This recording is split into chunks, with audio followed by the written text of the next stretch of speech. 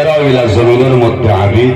পৃথিবীর মধ্যে যত ইনসান আছে সারা ইনসান তো এরা হইলা সম্মানী হই না সুবহানাল্লাহ। এর জন্য আমার বুজুর্গ এই জমিন আমরা আল্লাহর গোলামি করতাম, আল্লাহর হাবিব সাল্লাল্লাহু আলাইহি সাল্লামের মহব্বতের মধ্যে রইতাম। আল্লাহ নবী হকরে মুজিজা দান করছেন না?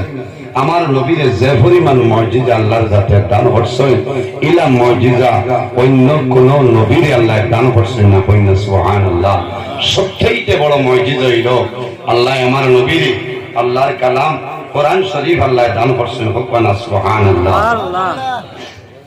আসমানি বড় বড় সম্মানী চারটা কিতাব, একটার নাম হইল তৌরাত, জবুর, ইনজিল, কোরআন শরীফ। হযরত মুসা আলাইহিস সালাম দুনিয়া তুলে বিদায় নিয়েছেন, আল্লাহ তৌরাত কিতাব তুলে নিয়েছে। হযরত দাউদ আলাইহিস সালাম দুনিয়া তুলে বিদায় নিয়ে আল্লাহ জবুর কিতাব তুলে নিয়েছেন। হযরত ঈসা আলাইহিস সালাম দুনিয়া তুলে বিদায় নিয়ে আল্লাহ ইনজিল শরীফ জমিন তুলে তুলে নিয়েছেন।